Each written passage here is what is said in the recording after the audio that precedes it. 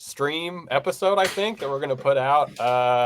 Almost season 2, by the way. Season 2 starts when the draft happens. So season 2 starts on Thursday. I think this is going to be the last episode of season 1. Are we I in am here. purgatory? Is this Lost? What We season is might be. this? Yeah, I think the island is moving. We are fully in purgatory. I'm with Adam Oslin. I'm Chuck Mockler. Hope everyone's doing well. You're probably not watching because you're at work, like some of us are maybe supposed to be. But if you missed it, the Clippers have traded away Marcus Morris, Amir Coffey, and the 30th pick to acquire Malcom Brogdon. Adam, I'll just go to you. Initial thoughts. How are we feeling? The bad man is gone in some people's eyes. How are we feeling initially? First of all, I think we should show some respect to Marcus Morris, who obviously had a miserable second half of last season, but let's not act like he wasn't a very good Clipper. Absolutely. And they wouldn't have gotten past, or they would have been able to get past the Dallas Mavericks without him and those 7 3-pointers in Game 7. He played admirably during those playoffs. I thought he did a lot of the dirty work in 2021 for this squad. When Kawhi went down, Marcus was good against the Phoenix Suns, picking up his scoring.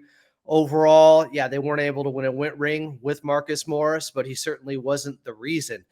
It was just a lot of bad luck here and there. And Marcus, I think overall should be remembered fondly for his Clippers tenure. I hope it's not too much recency bias from the last, 6 months.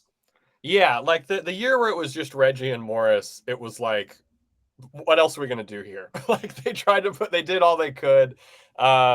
When Morris was good, those first couple of years, it was fantastic. He, I remember one of the first things he did was basically say, Nick Batum should start for me because I'm not playing well. So there was more good than bad for Morris. The bad just happened really quickly right at the end when the Clippers needed some good and a combination of maybe some stubbornness by the coaching staff. But that being said, this feels like a win for the Clippers. Everyone wanted Marcus Morris gone because of what was happening. Malcom Brogdon, yes, there's injuries and things like that, but it just, I don't know. I'm happy. I'm not like saying this puts the Clippers in some upper echelon of contender status that they weren't in before, but it does make them a little bit better.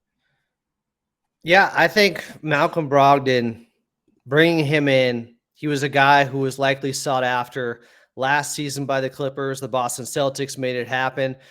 He sacrificed with them. He became their 6th man. He won 6th man of the year. It could have been between him and Norman Powell had he not gotten hurt down the stretch of the season. But Brogdon is a very solid point guard that can also play shooting guard because of his size. He's 6'4". He's a very good defender. I always thought the Milwaukee Bucks, well, it turned out to be the right move in retrospect because they got Drew Holiday. When they didn't match the deal or they didn't want to pay Malcom Brogdon and they did that sign and trade with Indiana, I thought that was a giant mistake by them. I thought that was going to inevitably lead to them losing Giannis Antetokounmpo and showing that they were going on the cheap.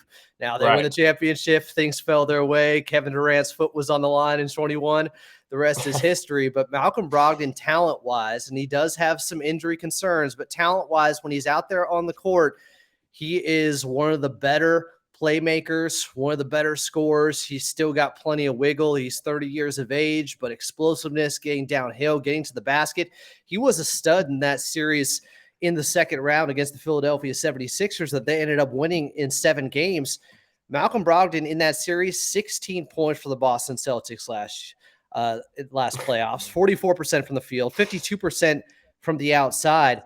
I really think part of the reason they ended up losing in the Eastern Conference Finals to Miami was because Brogdon got hurt in Game 1 with that right, I think it was a tendon partial tear in his right arm. Like, they probably win that series that ended up going 7 if Malcom Brogdon was right. So he's that impactful of a player. Yeah, and I'm just excited to see what it looks like. We got a guy who can play multiple guard positions, like you mentioned. Locker room wise, I don't really know a whole bunch about his locker room tendencies. I hope it's good. If it's bad, I don't know, that would suck. But this feels like addition by subtraction. I hate that term. But like, let's talk about kind of losing Amir and the pick. We talked about Morris. Obviously, I don't think anyone's really upset about losing Morris, however you might feel about him. Losing the pick. It's the 30th pick. We had Tomer on the show a couple weeks ago, and Tomer Azarli, who totally nailed it. He said that he thought the Clippers would maybe trade out from the first round, and they did. So shout out to Tomer for getting that right. What about They me don't. like a month ago? I thought, what's the point of keeping a pick if you're trying to win a championship right now? We'll give Adam his credit too. Adam and Tomer called it. Yeah, we don't. That was going to be a guaranteed spot for the Clippers, and number 30 was not going to play for the Clippers next year. I just don't, or probably the year after it. It's just not going to happen. They don't have to use that contract. Trading Amir, I think, sucks more from a sentimental and wordplay perspective. If you watch local broadcasts and love Brian Siemens' puns for Amir Coffey, but like they tried with Amir. If you think he should have got more playing time, I totally get that. But it feels like the Rocco situation. If we have a guy who should get more playing time, but isn't going to be played by the team, why not trade him, right? If nothing's going to change, if Amir's playing time isn't going up, it's not exactly like this was the steal of the part of the draft. Losing 30, I don't feel like great about it, but I'm not mad at the deal overall. It feels like a completely fair situation for the Clippers trying to get off of Marcus Morris. It makes sense in that last year, I think Lucas Hahn brought this up. The Celtics trade pick number 29 to get Malcom Brogdon over there when he was 29. Now the Clippers trade pick 30, now that he's 30, a year older, to get him. It makes sense. You're a team trying to win it all right now. Depending on what happens with future moves, I know there's a lot of rumors out there. We'll get to them all. But if you are in win now, championship or bust mode, you got to bring in as much talent as you can, especially at positions of need where they haven't been able to figure out the point guard position. And this also gives them an option of moving everyone up in the starting lineup. If they were able to keep Russell Westbrook, if they did bring in CP3, who knows? Maybe Malcom Brogdon is at the 2. I don't know. Yeah. And then Kawhi's at the 4, like we speculated could happen at times this summer. And you brought up the number before, but I think it was around 30% of the time last season he was playing power forward already. But if they end up with he and Paul George and the 2-1-3 connection era continues here, do they go with a small, big lineup more often? I think that's just the flexibility that Brogdon brings because he can play multiple positions. You speak to, we don't know what he's like in the locker room. I think it's telling that he was willing to sacrifice and come off the bench, embrace it, win Sixth Man of the Year when he had been starting throughout the majority of his career. But he knew the situation with the Boston Celtics. They were also in a win now mode. That was the most talented team, obviously, he's played for. And to his credit, he wins Sixth Man of the Year because he's also shooting 44% from 3. So he was getting more open shots. And I thought I read this earlier, but he was only second to Steph Curry when it came to pull-up threes this season, and he shot 44% on those as well. So you love sensational three-point shooting numbers, if the listeners or watchers remember the John Wall era. Look, there is no connection to this and John Wall outside the position, maybe. But I think this is a great move for the Clippers. This is something that I'm sure they've been looking at for a while, that they've had their eye on someone like Malcom Brogdon and him specifically. But to do so, giving up the 30th pick, giving up Marcus Morris, will be sad to see Amir Coffey go. We will not forget the January he had a couple of years ago where he was the team's best player and was holding things together. The comeback victory against Doc Rivers and the Philadelphia 76ers, where he had the big bucket down the stretch of that ball game. Amir Coffey, and it will be sad not hearing all the puns with Brian Seaman anymore, but he also made his mark as a Clipper and was an under-the-radar fan favorite at times that people just love to root for, but it was a logjam at that position. It was always going to be hard to get minutes. We knew that coming into this past year, and he didn't play well. Like, that's what sucks too. Like, when Amir played, it was not ideal, I guess, would be how you could maybe phrase it. In a similar fashion to Robert Covington, though, when he really struggled early on getting spot minutes here and there, I think it's just hard to catch a rhythm when you don't know when you're going to be playing, how much you're going to be playing, how you're going to be used. That's a difficult situation, especially for a younger player, as opposed to somebody like Robert He is Covington. 26. Like, Yeah, you know, on the younger side, for the relative to the Clippers relative to the roster. Clippers age, he's a young guy. Yeah. And you look at his numbers, 38% from the floor, 27% from three. Not a lot of attempts, but it just wasn't. It wasn't really there for him this year. And it sucks to lose, but I don't know. I don't understand how you cannot be somewhat excited about this trade. Well, somewhat excited feels like the perfect amount. I wouldn't be over the moon, but I would be, oh, the Clippers got a little bit better for the window that they have right now. I think it could be significant, and it really just comes down to health. I know we've heard this over and over again, and they're bringing in another guy who has been injury prone. He had the plantar fasciitis a few years ago. He had the Achilles injury his last season with the Indiana Pacers, where he played just 36 games.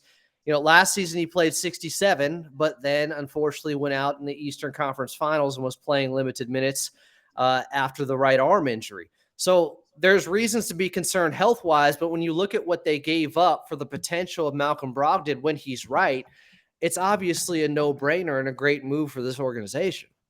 Yeah, and you look at the window, like, you have to do it. You have to save a little bit of, maybe Ty saving him from himself a little bit when it comes to working on kind of locker room vibes and everything like that. He was in a weird position, I think, too. We got some questions in the chat on YouTube. It said, glad Mook is out, but what's next for Gordon or Powell? Do we keep both? I think Gordon's guaranteed salary mark is in like a week or so. That's when the 26th. Yeah, something like that. That's when his becomes guaranteed. I think they would probably lean keeping Norm over Gordon, but I have no idea. This also might not be the first move. I don't think this might not be the only move. I mean, like, this is. It feels like there's something more happening. I don't know. We're going to talk about it tomorrow, but do you think this is the end of the Clippers' moves? No, especially because of some of the rumors that are out there regarding CP3, regarding Paul George. We know they work in stealth, and typically what's being reported, unless it's imminent that the deal is about to get done, like we saw with Shams earlier today, there aren't a lot of murmurs. There's not a lot of scuttlebutt, as you like to say, with the Clippers, that ends up coming to fruition with this front office because people just don't have the intel. They don't leak. They don't talk a lot. We saw a lot of stuff go down in the dead of night. Except for the Marcus Morris trade. That was, everyone was just like, okay. But that also could have been because the other team was talking, because the Lakers were involved also, and it was that arms race at the end of the trade deadline to see who gets Marcus Morris at the time back in, 2020 now. So it's hard to know what's real and what isn't. I do have faith in this front office. I think Lawrence Frank, as president of basketball operations, just a couple of years removed from winning executive of the year, should give you that faith, should give you a lot of confidence in the moves they're going to make, that they realize at the end of this season, in talking about how the regular season has to be more respected. I'm paraphrasing a little bit, but they know where their weaknesses lie. So I don't think they're done, especially because when you have a lot of guys on one-year deals and you still have somewhat of a log jam, not having Amir Coffey, not having Marcus Morris, okay, that opens things up more for Batum and Robert Covington. But we don't know Rokos and Batum. They're both on one-year deals, right? Yeah. The rest of the way. So they have a lot of tradable expiring contracts on this Clippers team that could be sought after in deals. That could be sweeteners. So I don't think they're done. I don't think this is going to be the final, shoot a drop for this team, but we'll see. We might find out a lot in the next 24 hours here. Yeah, we're going to be doing a stream tomorrow at like 6. Who knows when the draft actually starts, but we'll be talking about the Clippers moves. Where are we at on the PG stuff? Do we think that's real at all?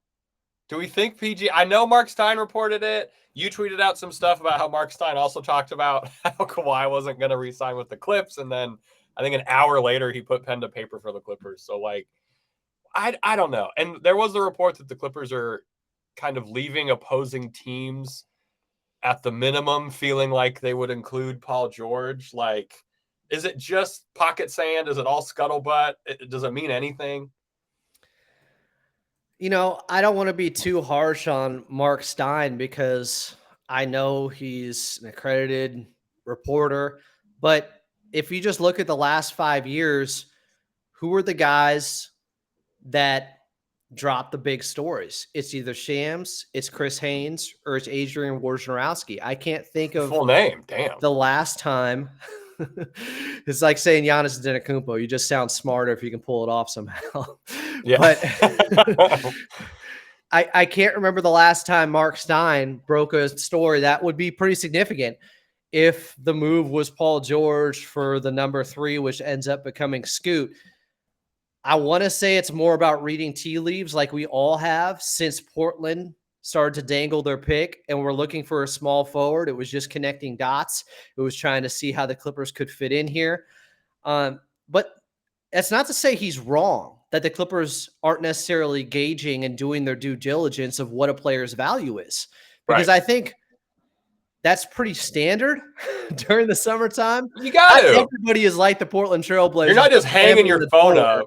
Yeah. Or slamming the phone down whenever someone's calling to ask about Damian Lillard. That's a very unique situation. And given the injury history of both Kawhi and Paul George, you could rationalize it like, okay, we can't afford to have 2 guys that are this injury prone. What if we traded one of them? And it just so happens the Portland Trailblazers might be interested in making a deal with with their top pick.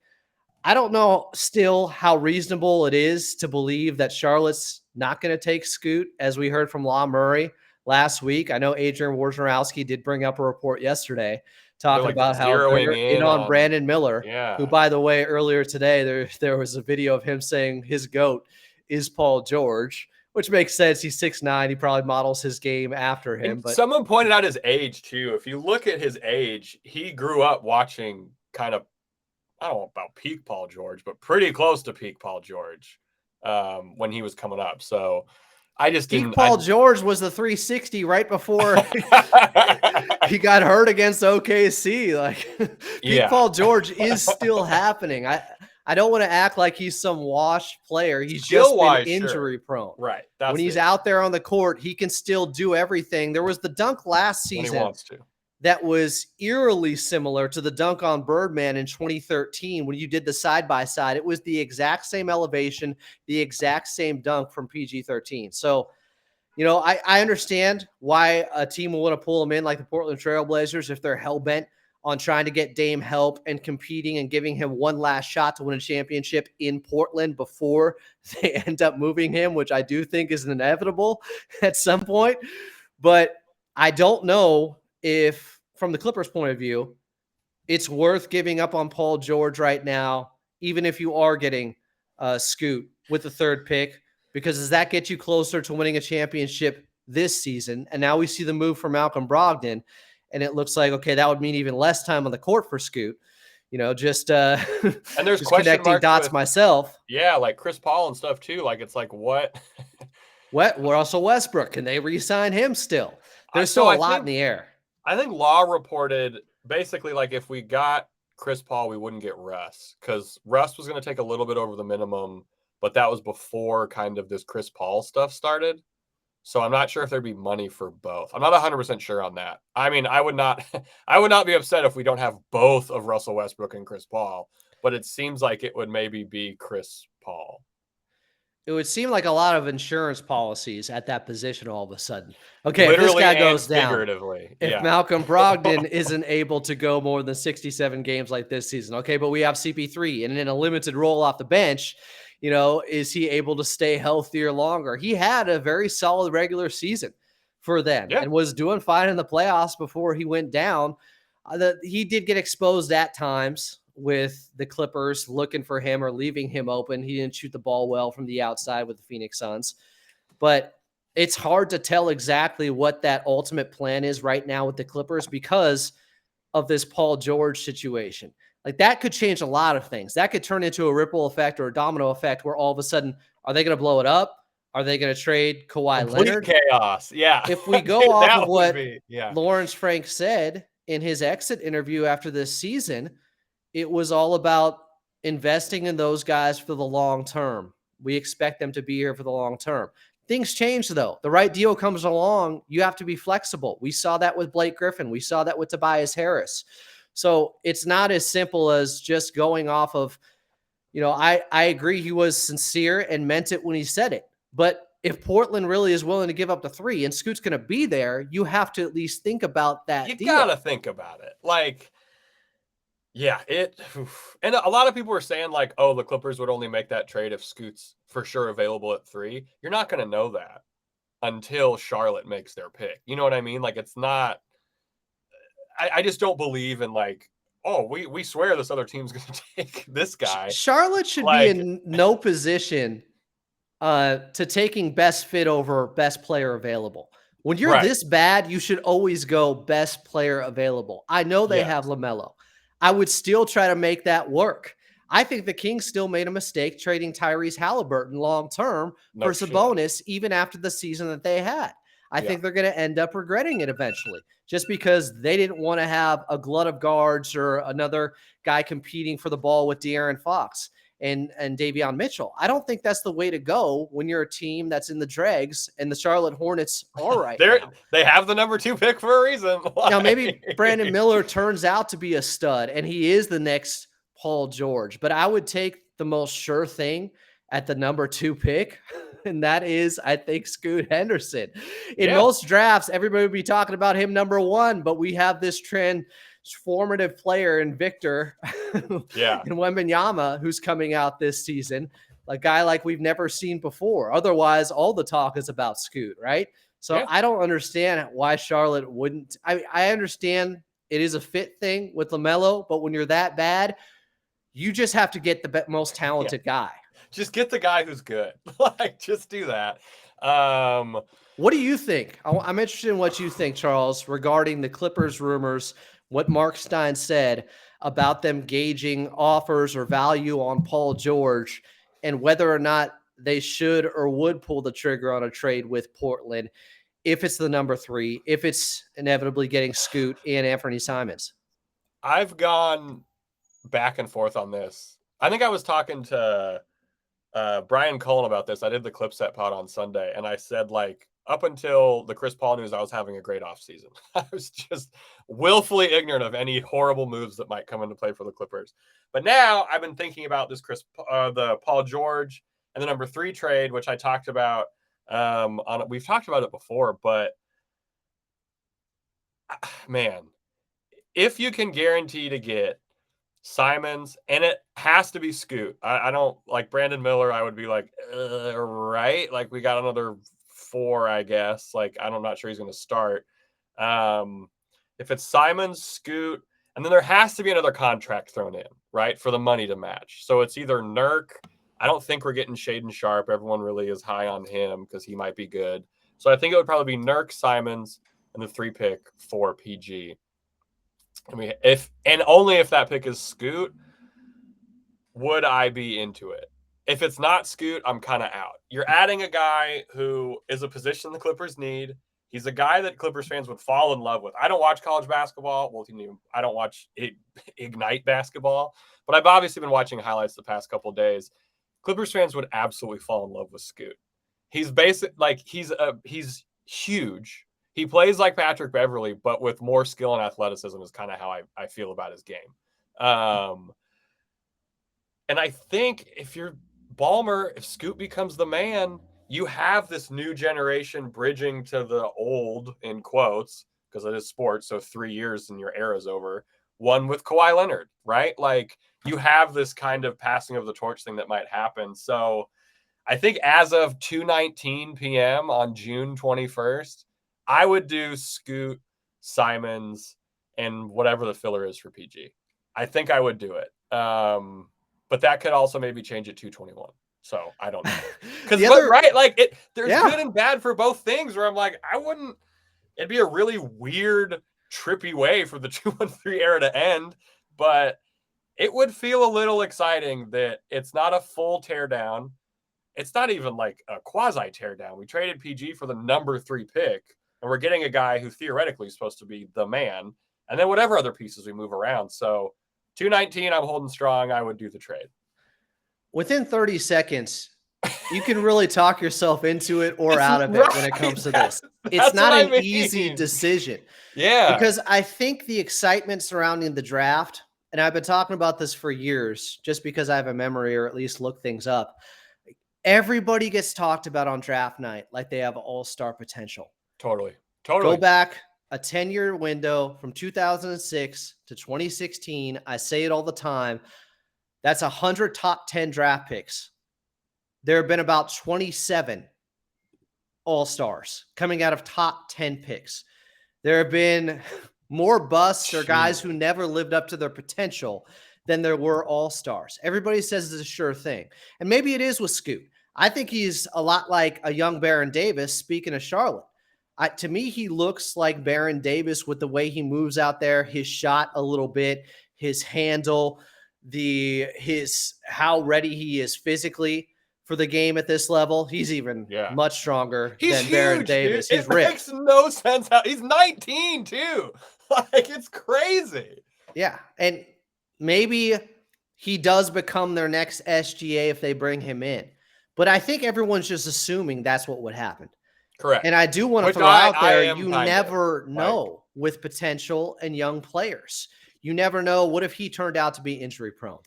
What if he turned out to have issues in the locker room? Like, there's so many things that get covered up during the draft process because guys are looking to get paid and looking to get drafted at the highest point in the draft if possible.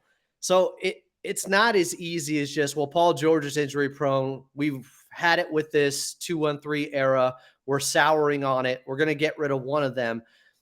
I don't know if it's that simple of a decision because then does it lead to Kawhi being moved? Then does it lead to... There's no way they're not running this by Kawhi. I just can't see Kawhi not being asked about this. I know we joke about Portland and Dame, but I think Kawhi and the Clippers have a similar relationship in terms of talking to their star player. They just don't talk about it to other people as much. Yeah. And Paul George was recently saying this on a podcast that they collaborate, that he has the ear of Lawrence Frank. And that's been evident throughout his tenure with the Clippers. No shit. Yeah. So does this move with Malcom Brogdon, though, does it give any insight one way or another to whether or not they would bring in Scoot, to whether or not they would make that move? I don't think so. I think if the option was trade for Malcom Brogdon or trade for Scoot, and they chose trade for Malcom Brogdon, I'd be pretty bummed out. I don't think this affects it. The Clippers are always trying to get better they force these. I'm not saying this is the right thing to do. They force these position gluts on themselves, right? We've seen them do it with point guards. We've seen them do it with power forwards, everything but the center position. But I don't think it affects it at all. There's so many.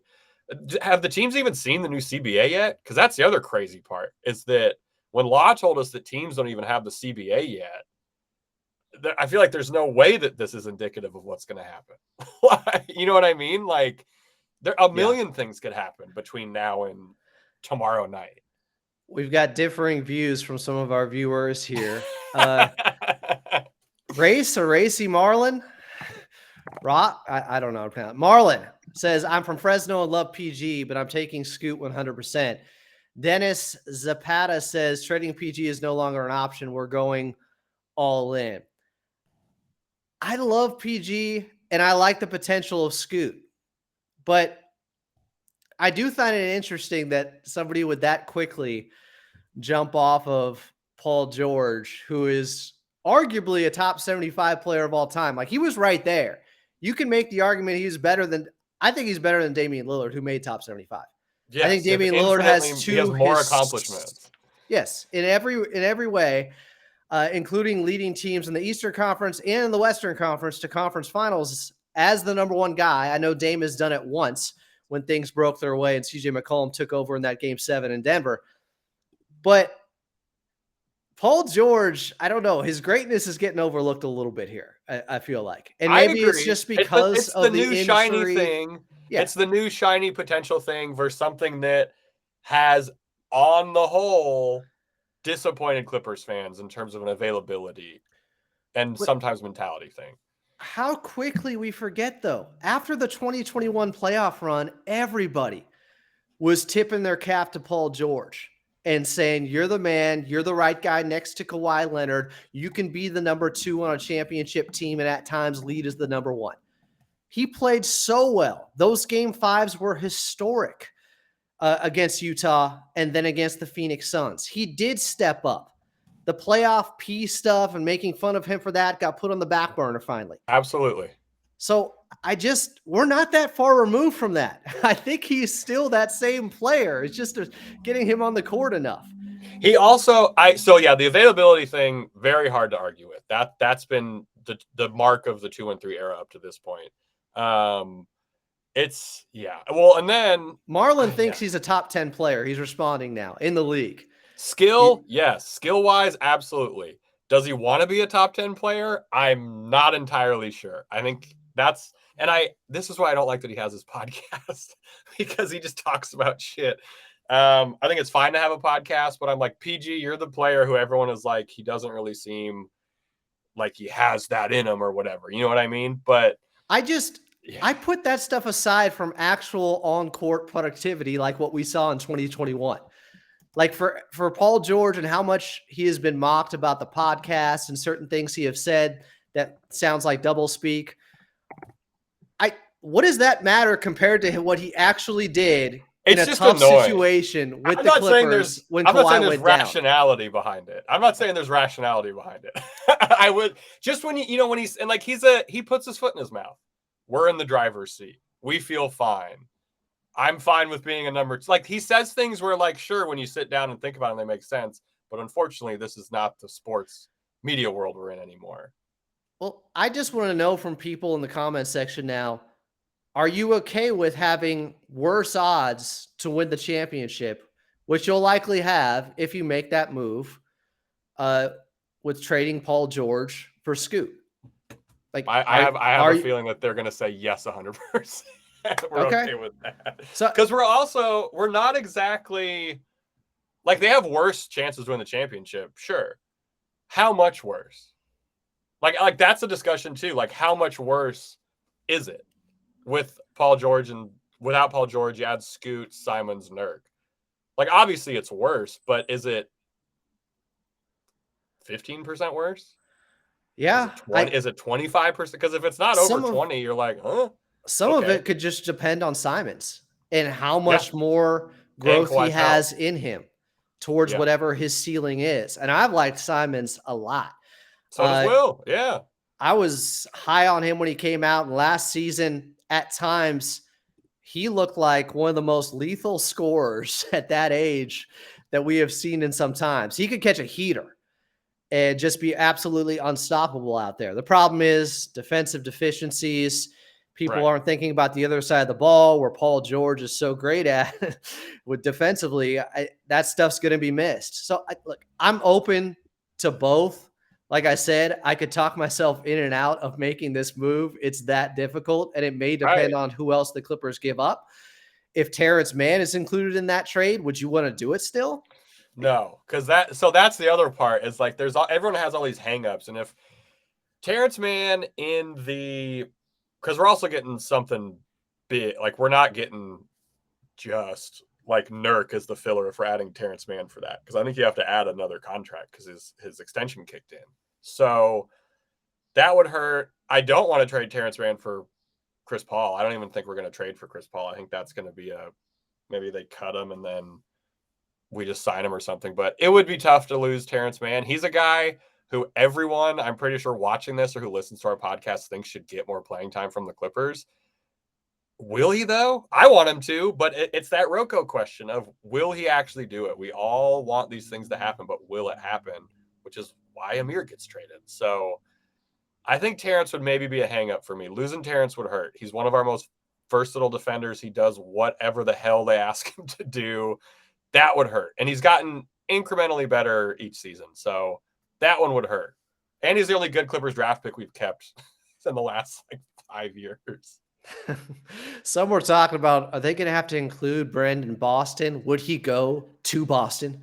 Would that happen in this trade? And to be fair, it hasn't been fully realized yet, or it hasn't been, the trade hasn't been fully consummated. once the teams actually put out press releases, that's when it is official. So we're still just going off of what Shams and what Woj Would you include are Terrence reporting in the trade for number 3? Probably not. I am. I don't want to pat myself on the back, but I feel like I'm a little bit more grounded when it comes to the draft than some people. Like I'm sorry, but nothing is guaranteed. Like Scoot could be. I remember when Marcus Smart was coming out and they were comparing him to Dwayne Wade. I'm old enough to remember that. They thought he had the potential of Dwayne Wade. Now he is a good player, but offensively, he's nowhere close to that. Right. Rui was getting Kawhi comparisons when he was coming out, which I just felt so bad for Rui. He didn't want that. No one wants that. People fall in love with potential so much that they overlook what's already right in front of you at times. And I think Paul George is starting to become a little bit underrated. I do. Yeah. I mean, I think that's fair. Now, maybe after what Brandon Miller said today, that'll change. That balances things out since he called him if it does. The GOAT. Yeah. But I think there is something to a bird in the hand. And if you still have Kawhi Leonard on this team, you want the best chance to win now. Because regardless of another guy playing 82 games and being healthier out there, if he's a lesser player than Paul George, that still doesn't get you closer to a championship. You may have a better regular season, but how much further away? That's what it is. And I think if it's only 10%, because it's like that question about upgrading Zoo, right? Remember we talked about it? We're like, all right, we're paying Zoo effectively no money to be the most consistent player for the Clippers, and he's really good defensively. Is it worth the 15% jump in ability for someone who gets paid 3 times as much? Right? So it's like, if we're taking a 5%, 7% step back, I'm talking like these are actual percentages we can figure out. It's not too bad. I'm excited for whatever the hell's going to happen, because this does not feel like it's the last thing to happen. No. I didn't think Morris was going to be the first guy traded. I'll tell you that much. I thought it was going to be Rocco. We don't play the guy. I thought Rocco was going to be gone. It's an easy win for the Clippers, given what they gave up to bring in somebody like Malcom Brogdon. It's a big victory today, Clipper Nation. This was somebody that I think a lot of people had targeted last season to try to get him. Even before that, it just makes sense fit-wise. He's great for this team. Mm-hmm. Unfortunately, though, he does come with injury concerns. You have to take that into account, too. That's how we live. Like, the injury thing What's sucks. One more?